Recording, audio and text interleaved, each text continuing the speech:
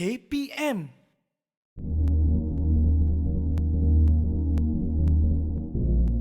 Bismillahirrahmanirrahim. Assalamualaikum warahmatullahi wabarakatuh.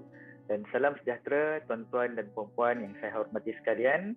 Terima kasih kerana bersama dengan saya sekali lagi, Dr. Ahmad Rustam bin Mazin, pakar perunding psikiatri, di mana pada hari ini saya akan membincangkan satu perkara yang agak berat, iaitu impak psikologi yang berlaku diakibatkan oleh trauma terhadap kanak-kanak dan remaja.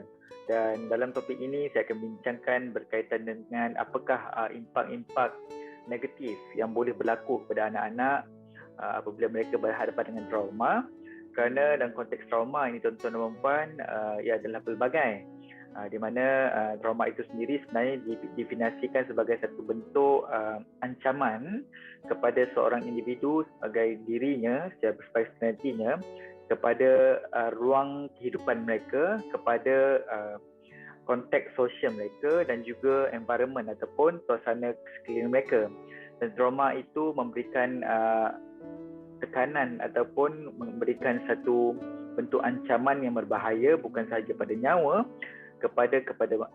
tetapi kepada juga maruah diri dan sebagainya. Dan sudah tentu bila bercakap dengan trauma ini, berkaitan dengan trauma ini tuan-tuan dan puan, ia boleh berlaku sama ada diakibatkan oleh kemalangan, boleh diakibatkan oleh jenayah, boleh diakibatkan oleh peperangan, boleh diakibatkan oleh satu situasi di mana impak ekonomi yang drastik yang mengakibatkan kehilangan punca rezeki dan sebagainya. Dan apa-apa sahaja bentuk trauma ataupun apa-apa sahaja bentuk ancaman kepada diri seseorang individu tersebut. Dan dalam konteks ini kita akan membincangkan impaknya kepada anak-anak kita di luar sana yang berhadapan dengan trauma tersebut. Kerana apa yang kita risaukan adalah apabila anak-anak ini terdedah kepada trauma pada peringkat umur yang amat muda, ia memberikan impak negatif yang berpanjangan kepada mereka, terutama apabila mereka menjelang umur dewasa nanti. Dan berdasarkan banyak kajian-kajian yang telah dilakukan berkaitan dengan impak psikologi yang diakibatkan oleh trauma, salah satu perkara yang biasa disebut adalah berkaitan dengan post-traumatic stress disorder. Itu satu bentuk trauma atau penyakit mental yang berkaitan dengan trauma yang mengakibatkan seseorang itu mengalami komponen-komponen gejala ataupun tanda-tanda yang mengakibatkan mereka hilang kefungsian sebagai seorang individu jika mereka tidak dirawat nanti. Dan keduanya, apabila bercakap tentang trauma pada zaman kanak-kanak, mereka ini bercenderung ataupun boleh mempunyai risiko yang lebih tinggi untuk mengalami masalah-masalah yang berkaitan dengan personality, masalah-masalah yang berkaitan dengan perkembangan sosial, masalah-masalah yang berkaitan dengan perkembangan kognitif mereka dan juga impak kepada kefungsian mereka dalam masyarakat pada satu hari nanti. Dan majoriti daripada kajian-kajian yang ditunjukkan menunjukkan bahawa trauma mengakibatkan impak yang jauh banyak negatifnya berbanding dengan positif. Dan yang itu yang kita risaukan. Dan dalam konteks kita sekarang ini, bagaimanakah kita untuk membantu anak-anak ataupun remaja yang mengalami trauma itu supaya mereka bukan berkaitan tentang mahu melupakan trauma tersebut, tetapi bagaimana mahu membantu mereka jalan ke hadapan dalam konteks seorang individu tanpa begitu banyak impak negatif dalam kehidupan mereka dalam jangka masa panjang. Kerana trauma ini tuan-tuan adalah satu bentuk kita panggil sebagai impak psikologi yang sangat kompleks, di mana walaupun kita merasakan sesuatu perkara itu trauma bagi diri kita dan kita menjangkakan ia trauma pada seorang individu tersebut, tetapi ia tidak semestinya berlaku sebegitu. Sebab trauma ini adalah sebenarnya satu experience ataupun satu pengalaman peribadi yang sebenarnya sukar juga untuk kita kongsikan dengan orang lain, yang pertama. Dan walaupun kita tahu bahawa ada beberapa perkara seperti yang saya sebutkan tadi boleh mengakibatkan trauma kepada seseorang individu, tetapi bagaimana sudut pandang individu tersebut kepada trauma tersebut, pada peringkat manakah perkembangan emosi dan psikologi mereka pada ketika trauma itu berlaku dan sebagainya, juga boleh membentuk impak jangka panjang kepada kanak-kanak dan remaja tersebut. Daripada kajian-kajian yang berkaitan dengan trauma dan apakah perkara-perkara yang boleh mengakibatkan seseorang itu tidak mengalami impak negatif, bahkan mendapat impak yang banyak positifnya walaupun dalam konteks trauma. Seperti yang kita tahu, banyak negara-negara di seluruh dunia juga mengalami peperangan, masalah-masalah pelarian dan sebagainya. Tetapi kita tidak melihat secara totalnya seluruh generasi itu menjadi rosak ataupun menjadi lemah ataupun menjadi hilang kekuatan mereka. Bahkan kita melihat generasi-generasi baru yang dilahirkan daripada golongan-golongan imigran dan sebagainya, daripada negara-negara yang pulih daripada perang ataupun daripada negara-negara yang sedang berperang, mereka menghasilkan ataupun melahirkan generasi yang jauh lebih kuat, jauh lebih hebat daripada generasi yang sebelumnya. Sedangkan dari segi konteks psikologinya, kita menjangkakan bahawa mereka ini, majoriti daripada mereka ini sepatutnya sudah mendapat ataupun sudah menjadi orang-orang yang negatif ataupun tidak menghasilkan sesuatu generasi baru yang boleh membantu masyarakat mereka. Jadi nanti kita akan bincangkan dengan lebih lanjut. Didik TV KPM.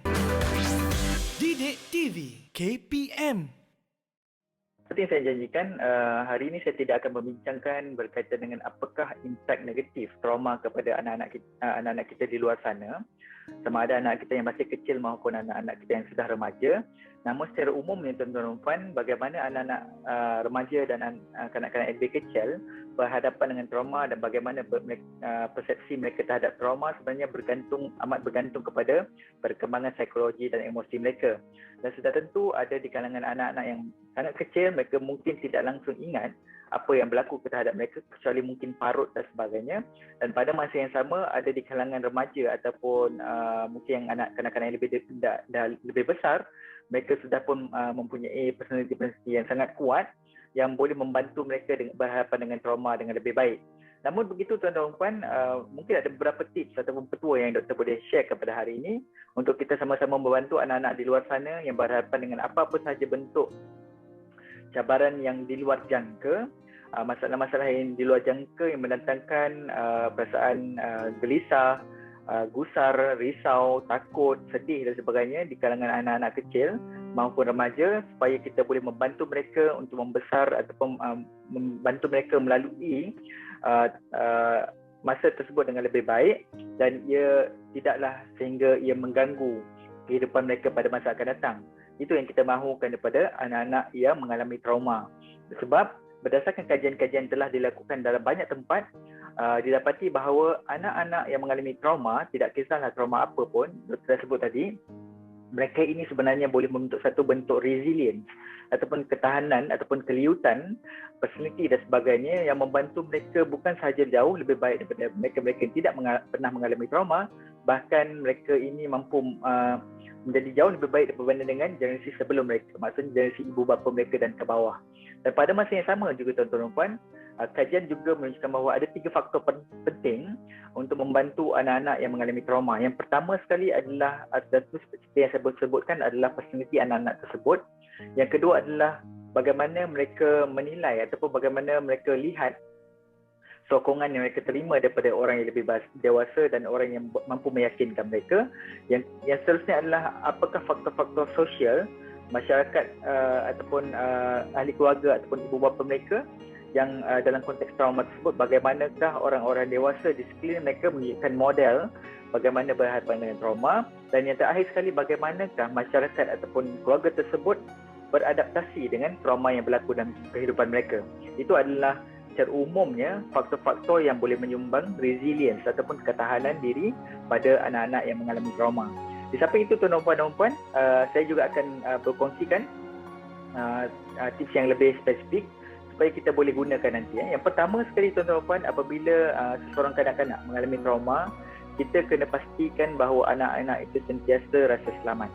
Sebab selepas mengalami trauma, sudah tentu seperti yang saya katakan, ada banyak perasaan-perasaan emosi-emosi negatif yang bercampur baur yang boleh menjadi melarat ataupun lebih teruk jika ia tidak dikawal dengan baik.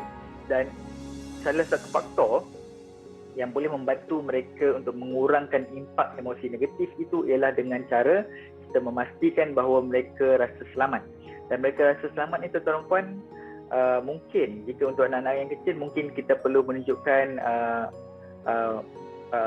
cue ataupun petanda selamat itu dengan lebih banyakkan sentuhan-sentuhan yang lembut dan sebagainya, mungkin pelukan dan sebagainya, reassurance pad, maksudnya kita tepuk belakang mereka, kita bertanya tentang keadaan mereka sebagainya secara konsisten dengan tenang dan sebagainya.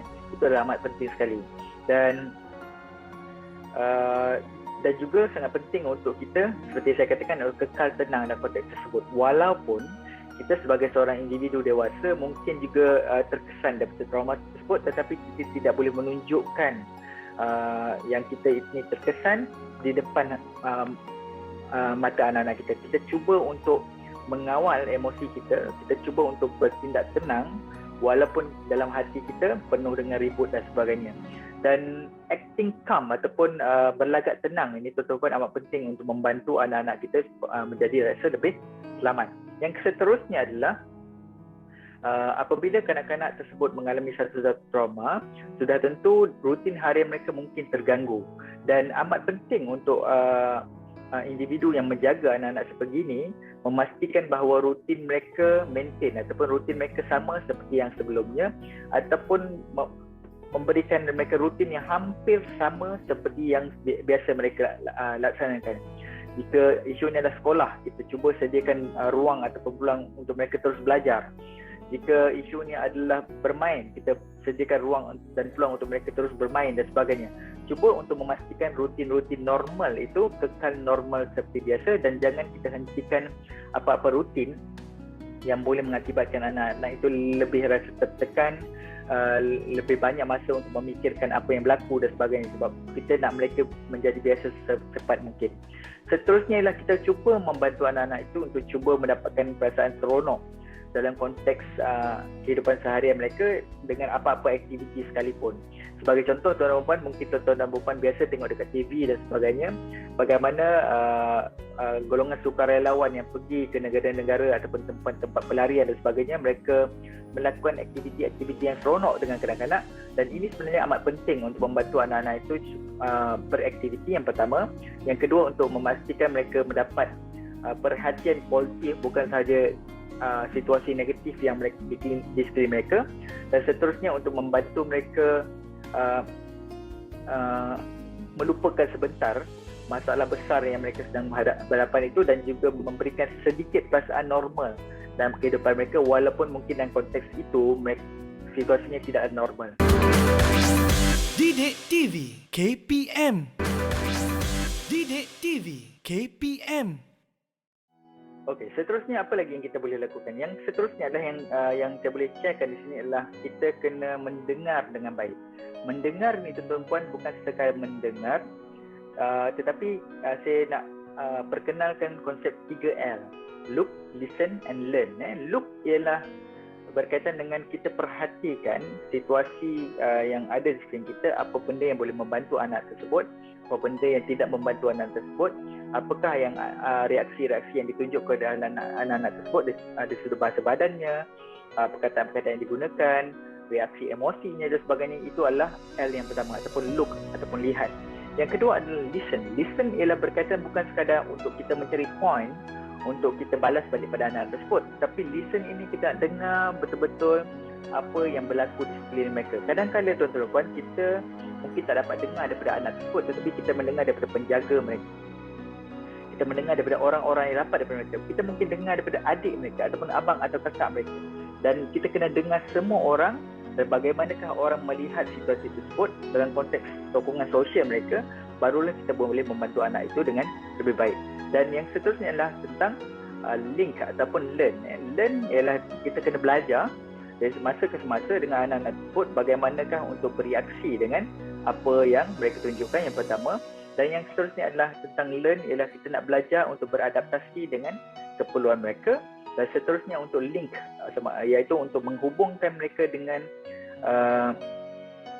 hubungan-hubungan yang positif supaya mereka mampu melalui trauma itu dengan lebih baik, dan bukan berkaitan dengan nak melupakan, tetapi untuk membentuk satu bentuk resilient ataupun seperti yang saya sebutkan, kekuatan kendiri yang kita mahukan daripada mereka. Dan seterusnya ialah kita kena juga belajar untuk mengenal pasti bilakah masanya untuk kita perlu mendapatkan bantuan. Sudah tentu dalam konteks trauma yang berlaku dalam family, atau keluarga, kita rasa macam kita boleh mengatasinya dengan sendiri. Tetapi tuan-tuan dan puan kena faham bahawa ada kalanya seperti yang Dr. dah tekankan pada awal rancangan ini tadi, iaitu trauma ini adalah satu bentuk pengalaman pribadi yang kadang-kadang mungkin cara kita tengok tak sama dengan apa yang dirasai oleh orang yang mengalaminya.